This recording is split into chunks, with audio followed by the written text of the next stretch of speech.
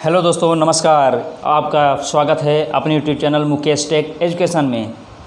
हम सब फिर से एक बार लेकर आए हुए हैं आपके सामने क्लास 10th चैप्टर समांतर श्रेणी प्रश्नावली 5.2। कल हम सब लोग क्वेश्चन 11 तक लगाए थे। आज हम बढ़ेंगे, क्वेश्चन नंबर 12 लगाएंगे। और बस आप लोग निरंतर हमारा वीडियो देखते रहिए। हम सब एक एक क्वेश्चन के साथ पूरी प्रश्नावली ख़त्म करेंगे, ठीक है। तो चलते हैं, लगाते हैं क्वेश्चन नंबर 12। चलिए ध्यान दीजिए, दिया क्या है। ये पार्ट 7 है। 6 पार्ट इस चैप्टर का बन चुका है, जो आप नीचे इस वीडियो के नीचे डिस्क्रिप्शन बॉक्स में जाकर उस वीडियो का लिंक पा सकते हैं, या तो हमारे प्लेलिस्ट में जाकर वो पुराने लेक्चर आप देख सकते हैं, जहाँ पर एक एक क्वेश्चन बताया गया है, ठीक है। चलिए ध्यान दीजिए, क्या कह रहा है। दो समांतर श्रेणियों का सार्वंतर समान है, यानी कि दो समांतर श्रेणी है इसमें जिनका सार्वंतर समान है, यानी कि D दोनों का समान है। यदि इनके 100वें पद का अंतर 100 है तो इनके 1000वें पद का अंतर क्या होगा। तो कैसे लगाएंगे, पहले हम मान लेते हैं। क्या मानेंगे, सॉल्यूशन देखिए। सॉल्यूशन हम लोग पहले ध्यान दीजिएगा, क्या मानेंगे। इसमें समांतर श्रेणी का प्रथम पद मान लेते हैं हम लोग। तो लिखते हैं माना पहली समांतर श्रेणी, माना पहली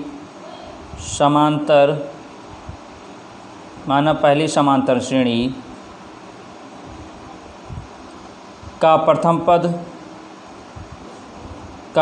पद कितना है, A1 है। प्रथम पद क्या मान लेते हैं हम लोग, A1 मान लेते हैं। तथा दूसरी, ध्यान दीजिएगा, दूसरी समांतर श्रेणी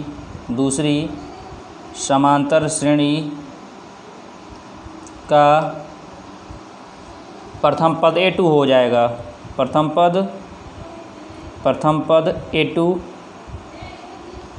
है, ठीक है। देखिए प्यारे विद्यार्थियों, इस समय काफ़ी प्रॉब्लम आ रही है, इसलिए फेस वाला वीडियो नहीं बन पा रहा है, इसलिए ये कॉपी पर लिखकर वीडियो बनाया जा रहा है। उम्मीद करता हूँ कि आपको हर एक क्वेश्चन समझ में आ रहा होगा और आप समझने का प्रयास भी कर रहे होंगे, ठीक है। और आप लोग से उम्मीद है और आग्रह है कि आप लोग पुराना लेक्चर ज़रूर देखे होंगे, आपको हर एक क्वेश्चन समझ में आया होगा। तो यहाँ क्या हो गया, माना पहली समांतर श्रेणी का प्रथम पद A1 हो गया तथा दूसरी समांतर श्रेणी का प्रथम पद A2 है, ठीक है। क्योंकि दो समांतर श्रेणी यहाँ पर बात कर रहा है, इसलिए एक तो A1 मान लिए हैं, एक को क्या मान लिए हैं, A2 मान लिए हैं। फिर अब आगे क्या कह रहा है, कह रहा है कि दोनों श्रेणियों का सार्वंतर क्या है, समान है। क्या है, समान है। तो लिखते हैं दोनों समांतर श्रेणियों का सार्वंतर समान है, का सार्वंतर समान है। यानी कि अगर हम इसको इस तरह लिखें, अर्थात D1 = D2 और D1 D2 क्या मान लें हम, D क्या होगा, हमने मान लिया। क्या मान लिया, मान लिया, ठीक है। क्योंकि दो समांतर श्रेणी थी, इसलिए एक को A1 प्रथम पद, दूसरे को A2 ले लिया। ऐसे दोनों समांतर श्रेणियों का सार्वंतर समान है, यानी कि दोनों समांतर श्रेणी का जो सार्वंतर हो क्या है, D ही है। इसको क्या मान लिए, D1 और D2 मान लिए, ठीक है। चलिए अब क्वेश्चन चलते हैं, क्या कह रहा है। यदि इनके 100वें पद का अंतर 100 है, 100वें पद का अंतर 100 है, तो लिखते हैं पहली समांतर श्रेणी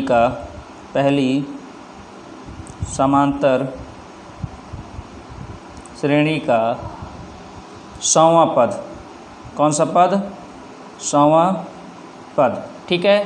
तो क्या हो जाएगा हमारा 100वां पद, A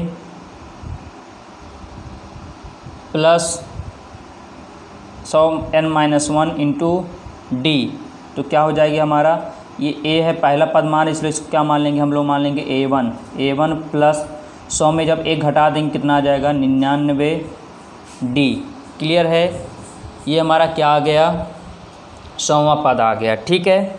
ध्यान दीजिए, जिन लोगों को ये नहीं समझ में आ रहा है ये चीज़ क्या लिखा गया है, तो ध्यान दीजिए ज़रा सा। ये दिया है दो समांतर श्रेणियों का सार्वंतर, यानी जो समांतर श्रेणी उसका सार्वंतर समान है, यानी कि D1 बराबर D2 है।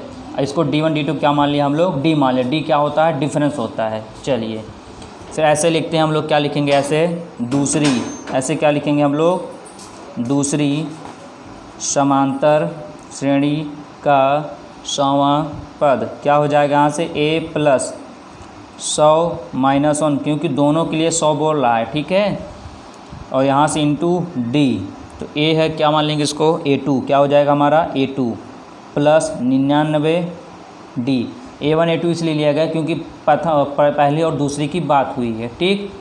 चलिए अब आगे बात करते हैं, क्या कह रहा है, यदि इनके 100वें पद का अंतर कितना है, 100 है, यानी 100वें पद का अंतर, ये निकल गया, 100वां पद इनका निकल गया, इन दोनों का अंतर कितना कह रहा है, 100 कह रहा है। यानी कि प्रश्नानुसार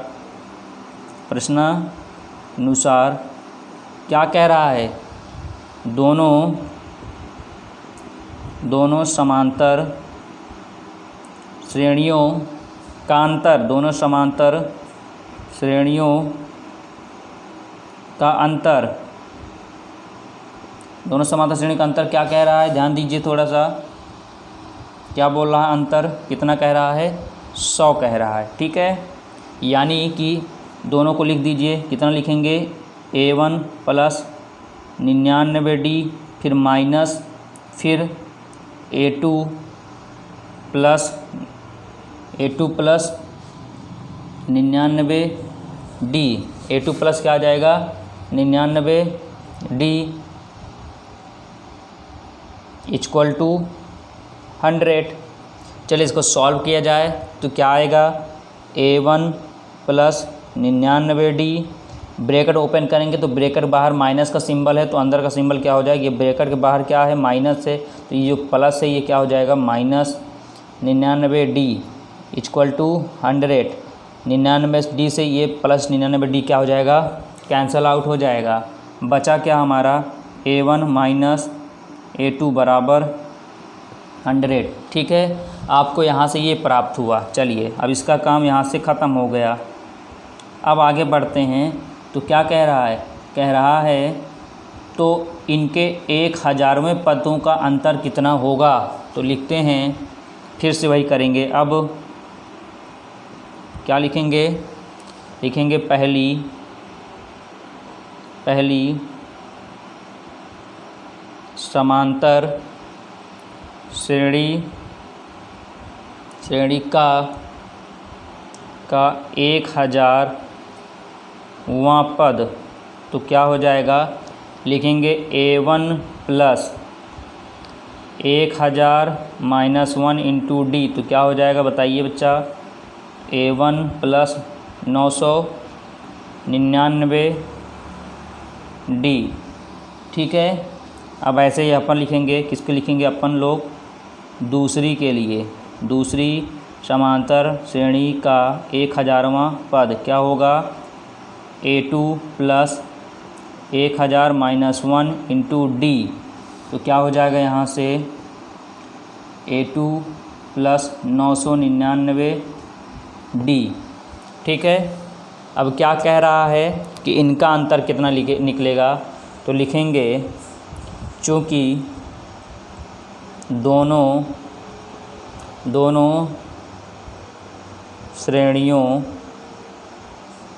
के 1000वें पदों का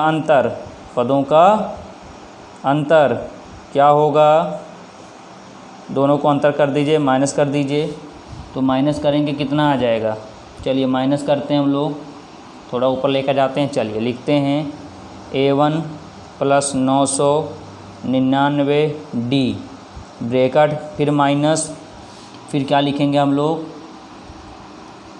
A2 प्लस 999D, ठीक है।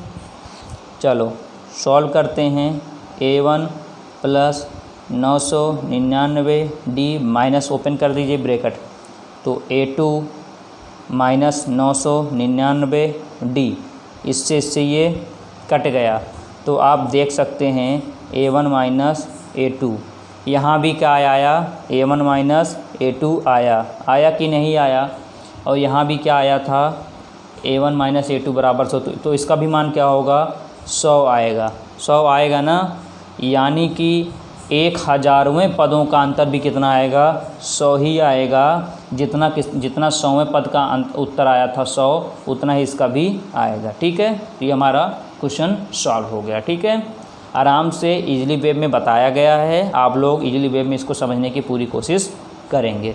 तो हम बात करते हैं क्वेश्चन नंबर 13 की। ठीक है, चलिए प्यारे साथियों, क्वेश्चन 13 लग चुका है आपके सामने।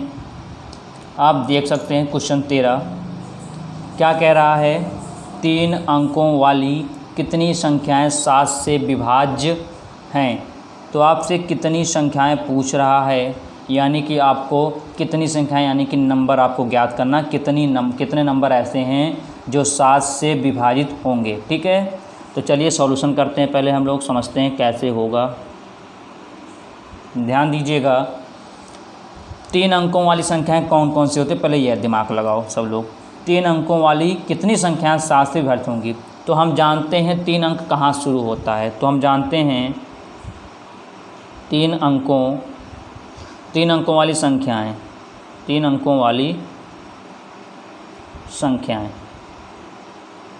3 अंकों वाली संख्याएं।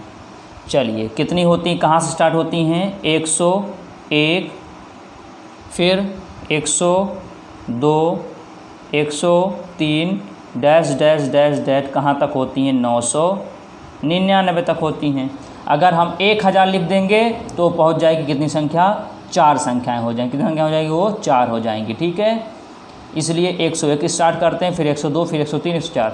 अब इनमें आपको ये दिमाग लगाना है कौन कौन सी संख्याएं जो 7 से कटेंगी। ठीक है, क्या 101 कटेगा 7 से, क्या 101 कटेगा 7 से, नहीं कटेगा। 102 ये भी नहीं कटेगा, 103 नहीं कटेगा। आप देख लीजिए, ठीक है, आप देख लीजिएगा। यानी कि हमको वे ही संख्या लेनी है, वे ही क्या बोला मैंने, हमको वे ही संख्या लेनी है जो वास्तव में 7 से कट रही हों, जो वास्तव में 7 से विभाजित हो रही हों। ठीक है, 7 से विभाजित हो रही हों। यानी कि अगर मैं इससे पहले 99 ले लूँ तो 2 अंक हो जाए। कितना अंक हो जाएगा, वो 2 अंक। और कह रहा है कितने, 3 अंकों की। क्या कह रहा है ये, 3 अंकों की कह रहा है। ठीक है, तो 3 अंक की कहाँ से बनेंगी, 101 से, 102, 103 डैश डैश डैश डैश कहाँ तक, 999 तक। अगर 999 के बाद चलेंगे तो आ जाएगा 1000। वो कितने संख्या बन जाएगी, वो बन जाएगी 4 अंक की। ठीक है, चलिए तो आप सोचिए किससे कटेगा, क्या 101 कटेगा 7 से, नहीं कटेगा। 102 नहीं कटेगा, 103 ये भी नहीं कटेगा, 104 ये भी देख लीजिए नहीं कटेगा, 105 हाँ 105 बिल्कुल कटेगा। ठीक है, तो कौन से कटेंगे, 105 कटेगा। अब 105 में 7 जोड़ दो, कितना आ जाएगा, 112 भी कटेगा। 112 में 7 जोड़ दो तो 119, बस फिर लिखिए dash dash dash dash dash dash कहाँ तक, ये कटेगी 994 तक। ठीक है, 994 तक। कैसे पता कि 994 कटेगा, पहले 999 को 7 से भाग दीजिए, नहीं कटेगा। फिर 998, फिर 997, फिर 996, फिर 995, फिर 994 कट जाएगा 7 से। ठीक है, अब हम लोग ज्ञात करते हैं। कैसे ज्ञात करेंगे, ध्यान दीजिए आगे। 105 मिल गया, 112 मिल गया, 119 मिल गया और 994 मिल गया। ठीक है, तो हमने आपको बताया था क्या कि अगर लास्ट टर्म आपको कुछ भी दिया जाएगा तो समझ जाइए क्या दिया है, an बराबर 994। ठीक है, चलिए कामा लगा देते हैं। a बराबर 105 हो गया, ये भी ठीक है। d बराबर क्या होता है, a2 यानी कि 112 माइनस a1 यानी कि 105, कितना प्राप्त होगा, 112 में जब 105 घटाएं कितना आ जाएगा, 7 आ गया। ठीक है, और n आपको ज्ञात करना है। ठीक, सूत्र लगा दीजिए, an बराबर a plus n minus 1 into D. an बोलो बच्चा क्या दिया है 994, जो लास्ट टर्म होता वो 994 यानी कि वो an कहलाता। अगर ये ना दिया होता ऐसे छुप जाता यानी कि डैश डैश करके छोड़ दिया जाता, डैश डैश करके छोड़ दिया जाता तो इसका मतलब आपको an निकालना होता, लेकिन लास्ट टर्म अगर दिख रहा है यानी कि वो an है। तो क्या लिखते हैं हम लोग, an की जगह लिखेंगे 994 बराबर a कितना बोला, a कितना बोला 105, ठीक है। बस चलो, n नहीं पता, d बोले तो कितना है 7, कितना है 7 है, ठीक।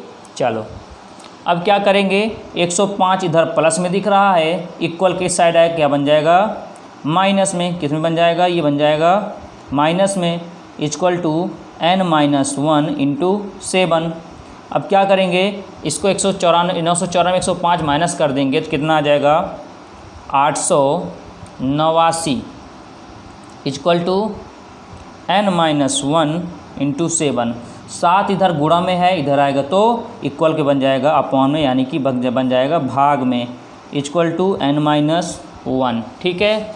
7 से काट दीजिए, 7 एक कम 7 बना 18, 7 दूनी 14 और 7 सता 49, कितना आया 127 बराबर n-1। इधर क्या है -1 है, इक्वल के इस साइड आ जाएगा बन जाएगा +1 इक्वल टू n, तो कितना आया 128 बराबर n। n की वैल्यू कितनी है बच्चा 128 आ गए, ठीक है। यानी 7 से, अतः लिख सकते हैं आप लोग लैंग्वेज यहाँ पर, अतः 7 से क्या हो रही हैं, विभाज्य होने वाली संख्याएं, विभाज्य होने वाली लिख सकते हैं ना, अतः 7 से विभाज्य होने वाली संख्याएं कितनी है, बोलिए कितनी हैं 128 होंगी, 128 होंगी। यानी कि तीन अंकों की संख्याएं कितनी हो, 128 संख्या होंगी जो 7 से विभाजित हो जाएंगी, ठीक है। तो उम्मीद करता हूँ ये क्वेश्चन आपको समझ में अवश्य आया होगा। तो हम लोग बात करते हैं क्वेश्चन नंबर 14 की, ठीक। चलते हैं, बात करते हैं क्वेश्चन नंबर 14 की। कह रहा है 10 और 250 यानी कि 250 के बीच में 4 के कितने गुणज हैं। गुणज मतलब कि 10 और 250 के बीच में जितनी भी संख्याएं आती हैं, कितनी संख्याएं 4 से विभाजित होंगी, यानी कि 4 से विभाजित कहने मतलब 4 की गुणज हैं। 4 की गुणज मतलब 4 से गुणा करने पर वो संख्याएं आती हों, ठीक है। तो इससे पहले वाले क्वेश्चन से आपको अंदाज़ा लग गया होगा कैसे हम लोग ज्ञात करते हैं। चलिए सॉल्यूशन करते हैं। तो क्या 4 के पहाड़ा में 10 आता है, नहीं आता। ठीक, 11 आता है, 11 नहीं आता। 12 आता है, बिल्कुल 12 आ गया, मिल गया आपको 12।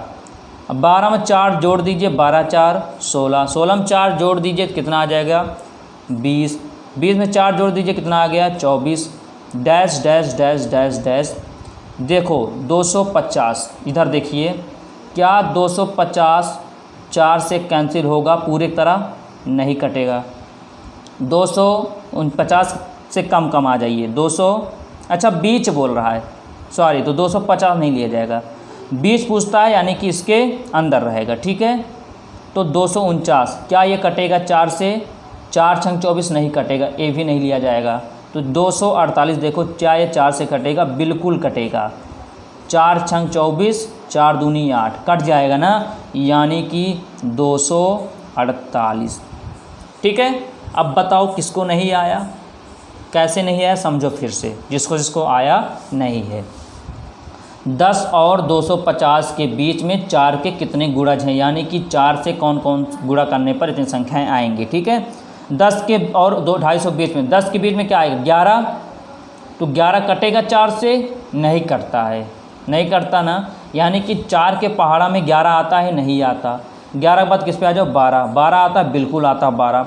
अब 12 में 4 जोड़ो 16, 16 में 4 जोड़ो 20, 20 में 4 जोड़ो 24, डैश डैश डैश डैश, कितना करे 250 के बीच में, यानी 250 के पहले क्या आएगा 249, ये 4 से नहीं कटेगा, यानी 4 के पहाड़े में इसका कोई स्थान नहीं है।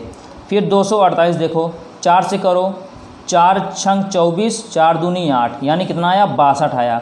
यानी अगर 62 को 4 से गुणा करा दूं तो 248 मिल जाएगा। बात तो वही हुई ना, यानी कि 4 से ये भी क्या होगा, कट जाएगा। ठीक है, समझ में आ गया। 12 कटेगा, 16 कटेगा, 20, 24 और 248। ठीक है, चलिए लास्ट पद दिया गया है 248, यानी कि an आपको मिल गया। क्या, 248। ठीक, a आपको दिया है कितना है, 12 है।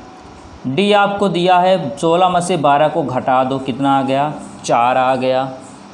चलिए सॉल्व करते हैं। an बराबर a plus n-1 into D. an कितना है बोल दीजिए, 248। a कितना है, 12, n-1, d कितना है, 4 है। d कितना है हमारा, 4 है। ठीक है, चलिए आगे हम लोग समझते हैं कैसे लगेगा। अब क्या करेंगे, इधर 12 प्लस में है, इधर इक्वल में है, क्या बन जाएगा 12 हमारा माइनस में, बराबर n-1 इंटू 4। एक 248 में 12 को घटा दें, कितना आ जाएगा, 236, बराबर n-1 इंटू 4। 4 इधर इंटू में है, इधर आएगा बन जाएगा डिवाइडेड में, अपॉन 4 इक्वल टू n-1। 4 से इसको कैंसिल करिए, क्या ये कैंसिल हो पाएगा, बिल्कुल हो पाएगा।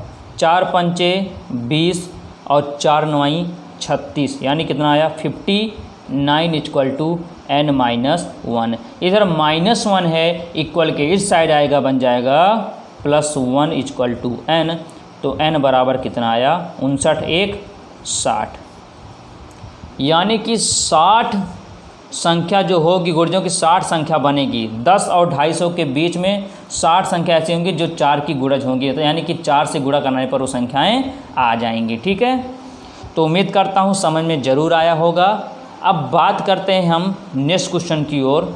अब आप सभी क्वेश्चन लगा सकते हैं। ठीक है, अब आप 16 भी लगा सकते हैं और 17 भी लगा सकते हैं। ठीक है, बिल्कुल ईजिली तरीके में बताया गया है। यदि हाँ आपको 16, 17 या क्वेश्चन नहीं आते हैं, कोई भी क्वेश्चन, तो आप अपने कमेंट में वो एक्सरसाइज और वो क्वेश्चन हमारे कमेंट बॉक्स में लिख दीजिए, अपने डाउट को लिख दीजिए, ताकि हम आपको डाउट को पढ़ें और वो क्वेश्चन आपको समझाएं। तो हम बात कर लेते हैं नेक्स्ट क्वेश्चन की ओर। नेक्स्ट क्वेश्चन कौन सा बताने चल रहे हैं हम, अब चल रहे हैं क्वेश्चन बताने के आपका क्वेश्चन नंबर 19। क्वेश्चन नंबर 19, ठीक है, हम बात करते हैं क्वेश्चन नंबर 19 की। चलते हैं क्वेश्चन नंबर 19 क्या कह रहा है, पहले सुन लीजिए।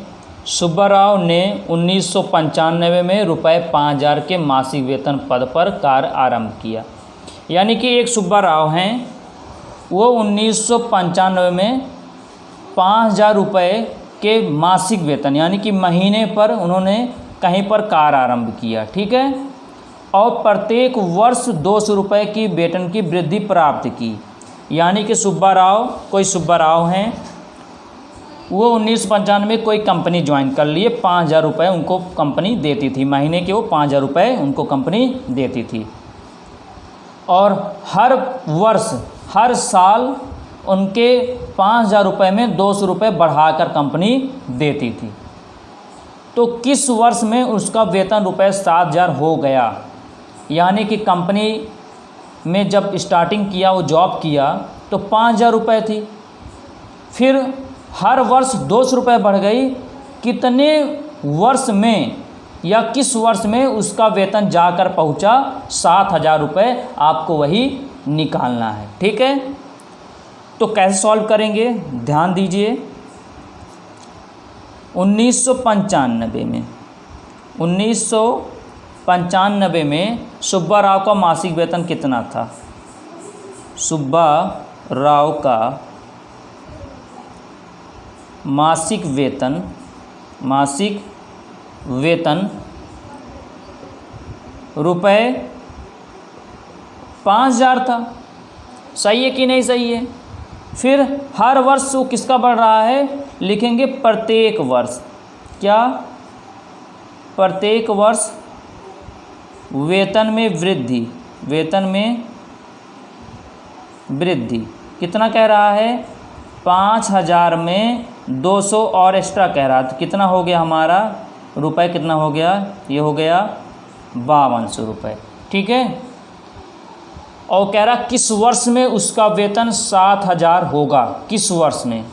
ठीक है, तो कैसे लिखेंगे, पहले 5000 था, फिर 5200 हो गया, फिर और बढ़ा देंगे तो 52 से में 200 जोड़ दें, कितना हो जाएगा 5400 हो जाएगा, फिर dash dash dash dash dash, कितना कह रहा है 7000, तो यहाँ लिख देंगे क्या हम लोग 7000। ठीक है, समझ में आया। पहले 5000 था, फिर 200 हर साल बढ़ा तो 5200 हो गया, फिर 52 से में 200 जोड़ेंगे 5400 हो जाएगा, डैश डैश डैश कहाँ तक 7000, क्योंकि 7000 कह रहा है। अब मुझे उम्मीद ऐसी लग रही है कि आपको समझ में आ गया होगा। अब आगे आप इसको स्वयं कर सकते हैं।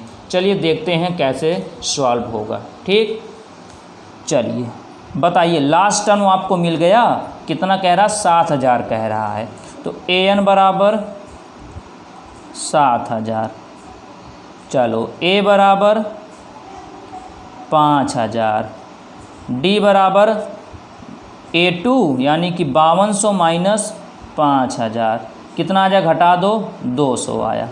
सही है ना, बोलो। चलिए एकदम सही। सूत्र लगाते हैं, an बराबर a plus n minus 1 into D. an कितना है 7000 है, a कितना है 5000 है, n आपको निकालना है, d कितना है 200 है। चलिए आगे सॉल्व करते हैं। 5000 इधर प्लस में है, इक्वल किस साइड आएगा, बन जाएगा किस में, हमारा आ जाएगा माइनस में। इधर कितना बचा n माइनस 1 इंटू 200। 7000 में जब 5000 घटा देंगे कितना आ जाएगा हमारा 2000 बराबर n माइनस 1 इंटू 200। इधर 200 गुणा में दिख रहा है, इधर आएगा तो अपॉन में हो जाएगा, बन जाएगा बटे में यानी कि भाग में। तो n माइनस 1, 2 जीरो से 2 जीरो कट गया, 2 दहम्मा 20, तो 10 बराबर n माइनस 1, तो n बराबर इधर माइनस 1 है, इधर आएगा तो क्या बन जाएगा +1, तो n इक्वल टू कितना आया 11। यानी कि जो सुब्बा राव हैं उनका 11 वर्ष बाद या 11वें वर्ष में क्या लिखेंगे, अतः अगर लिखना चाहेंगे तो लिख लीजिए, अतः क्या लिखेंगे, अतः सुब्बा राव का क्या लिखेंगे, सुब्बा राव का 11वें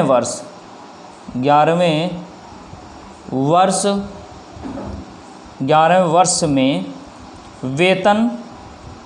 वेतन कितना हो गया, रुपये 7000 मासिक वेतन, 7000 मासिक वेतन। ये आ गया आंसर। ठीक है, देख लीजिए फिर से कैसे हुआ।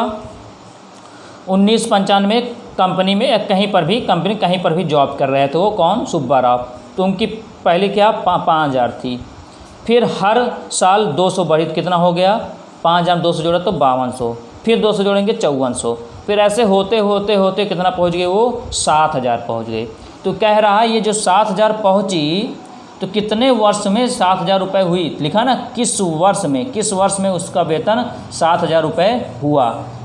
तो हमने क्या किया, लास्ट में आपको an मिल गया, a दिया ही गया है, d भी निकाल लिए, सूत्र पे रख दिए, कितना आया 11 आया। तो 11वें वर्ष में वेतन रुपये 7000 उसका मासिक होगा, क्या होगा, मासिक वेतन होगा। ठीक है, तो हम अगला क्वेश्चन बात करते हैं, क्वेश्चन नंबर 20। ठीक है, क्वेश्चन नंबर बात करते हैं 20। चलिए चलते हैं, बात करते हैं क्वेश्चन नंबर 20 की। क्या कह रहा है, रामकली ने किसी वर्ष के प्रथम सप्ताह में ₹5 की बचत की और फिर अपनी साप्ताहिक बचत ₹1.75 बढ़ाती गई। यदि 90वें सप्ताह में उसकी साप्ताहिक बचत ₹20.75 हो जाती है, 20.7 समझते हैं ना, 20 रुपया 75 पैसा, ठीक है, हो जाती है, तो n ज्ञात कीजिए। ठीक, यानी कि अभी एक क्वेश्चन लगा है सुब्बा राव की, सेम वैसे ही है। इसमें क्या है कि वो प्रथम सप्ताह में 5 रुपये की बचत की और अपने साप्ताहिक बचत रुपये 1.75 बढ़ाती गई, जितना प्राप्त उसमें बढ़ाती गई। ठीक है, अब बढ़ाते बढ़ाते बढ़ाते बढ़ाते कितना पहुंच गई, 20 रुपया 75 पैसे पर पहुंच गई। अब आपको बताना ये 20 रुपया 75 पैसा कितने साप्ताहिक या कितने सप्ताह में इन्होंने कितना किया, 20.75 यानी कि 20 रुपये 75 पैसे इनके पास इकट्ठा हुए कितने सप्ताह में। तो कैसे करेंगे सॉल्व, सेम है पिछले की तरह, बिल्कुल इजी तरह का बताया जाएगा। ध्यान दीजिए, रामकली क्या है, रामकली सही है कि नहीं। रामकली ने प्रथम सप्ताह क्या, प्रथम सप्ताह में की गई बचत, रामकली ने प्रथम सप्ताह में की गई बचत। चलो बोलो कितने रुपए की बचत की, 5 रुपये की बचत की। फिर दूसरे सप्ताह में कितनी बचत की लिखेंगे, दूसरे सप्ताह में की गई बचत। तो कितना कह रहा है, ये तो 5 तो है ही है ना, ये 5 में कितना कर रहे हैं, बढ़ाती गई 1.75 यानी कि 1 रुपये 75 पैसे बढ़ा रही है, 1.75 जोड़ दो कितना आ जाएगा, 6.75। फिर तीसरी ऐसे बढ़ते हुए जाएगी, अब कहाँ तक जाएगी, 20 रुपये 75 पैसे तक। यानी कि कैसे हम सारणी बनाएंगे, कैसे श्रेणी बनाएंगे 5 कामा, फिर 6.75 comma dash dash dash dash dash कहाँ तक, 20.75, 20 रुपये 75 पैसे। ठीक है, समझ में आया।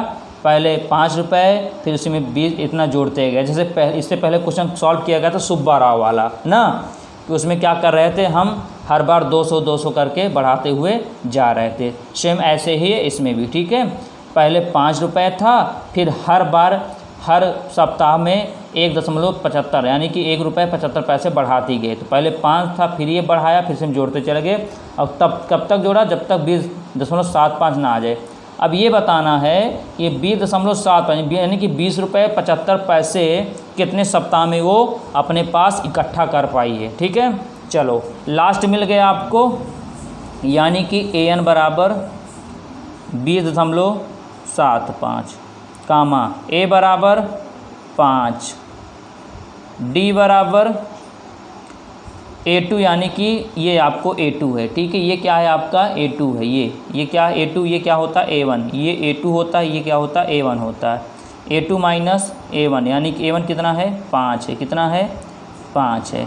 घटा देंगे कितना आ जाएगा हमारा, घटाने पर 5 घटाएँ कितना आएगा 1.75 आएगा। ठीक है, घटाना आप सबको आता है, दशमलव का घटाना आता है तो घटा के देख लीजिएगा। ठीक है, चलिए अब हम लोग लगाते हैं सूत्र। क्या होता है, AN बराबर A plus N-1 into D आता है। तो AN कितना है बोलिए 20.75 इक्वल टू A कितना है 5 है, N ही तो निकालना है आपको क्योंकि N ज्ञात कह रहा है, D कितना है 1.75 है। ठीक, इधर 5 प्लस में है, इक्वल किधर आएगा, किस में बन जाएगा माइनस में, किस में बन जाएगा हमारा माइनस में। तो इधर क्या बचा N-1 1.75 माइनस कर दीजिए तो कितना आ जाएगा हमारा, अगर इसको माइनस करते हैं तो आएगा हमारा 15.75 इक्वल टू N-1 इंटू 1.75। इधर ये इंटू में है, इधर आएगा तो बन जाएगा डिवाइडेड में। ठीक है, क्या बन जाएगा डिवाइडेड में, तो कितना आया 1.75 इक्वल टू N-1। ठीक है, चलिए सॉल्व किया जाए। कैसे सॉल्व करेंगे ध्यान दीजिए, यहाँ पर कैसे सॉल्व होगा, ये जो कैंसिल होगा ध्यान दीजिए, इनको जब कैंसिल करेंगे तो कितने बार जाएगा 175 का पहाड़ा पढ़ेंगे 9 बार, कितने बार जाएगा ये 9 बार। जब इसका पूरा कैलकुलेशन आप लोग करेंगे तो कितना आ जाएगा हमारा 9 आएगा, कितना आएगा हमारा कितना आ जाएगा, इसका पूरा कैलकुलेशन करने पर हम यहाँ पर करें, ध्यान दीजिएगा, ये यहाँ पर किया जा रहा है, तो कितना इसका करें, कितना आ जाएगा 9। इसको जब काटें कितना आ जाएगा 9। इधर कितना हुआ n-1, तो इधर -1 है, जब इक्वल की तरह क्या बन जाएगा +1 = n, तो कितना आया 10 = n। यानी क्या, अतः क्या लिखेंगे, अतः रामकली की, ठीक है, 10वें सप्ताह में ना, 10वें सप्ताह में बचत रुपए कितनी 20.75 यानी 20 रुपये 75 पैसे होगी। ठीक है, इसको कैलकुलेशन कर लीजिएगा। ठीक है, तो उम्मीद करता हूँ आपको ये सभी क्वेश्चन समझ में अवश्य आए होंगे। अगर नहीं आते या कहीं पर डाउट लगता है, आप हमारे नीचे कमेंट बॉक्स में अपने डाउट को मेंशन कीजिए, शेयर कीजिए, ताकि हम आपके डाउट को पढ़ें और आपके डाउट को क्लियर कर सकें। बस आप लोग लगातार बने रहिए। हम लोग एनसीईआरटी का एक एक क्वेश्चन विथ ट्रिक के साथ, और एक एक कॉन्सेप्ट, एक एक मेथड और आसान तरीके के साथ आपके सामने लेकर आएंगे, जिससे आपको क्वेश्चन समझने में बिल्कुल भी परेशानी ना हो। तो अच्छा लगा हो तो लाइक कीजिए, क्योंकि आपके लाइक करने से हम लोग मोटिवेट होते हैं, हम लोग को उत्साह मिलता है और अच्छा करने का हम लोग प्रयास करते हैं। तो अच्छा लगे तो लाइक कीजिए और शेयर कीजिए, और अधिक से अधिक इस चैनल को शेयर कीजिए और सब्सक्राइब भी कर दीजिए। अगर सब्सक्राइब नहीं किया होगा तो सब्सक्राइब कर दीजिए और बेल आइकन की बटन पर प्रेस कर दीजिए, ताकि जो भी वीडियो भेजा जाए आपके पास नोटिफिकेशन के ज़रिए सबसे पहले पहुंच सके। तो कल हम मिलते हैं आगे। अब आगे हम पढ़ेंगे क्या, समांतर श्रेणियों के पदों का योगफल। अभी तक हम लोग क्या पढ़ते थे, पद पढ़ते थे, अब क्या पढ़ेंगे, योगफल पढ़ेंगे। ठीक है, तो कल फिर मिलते हैं। नमस्कार, जय हिंद, गुड बाय।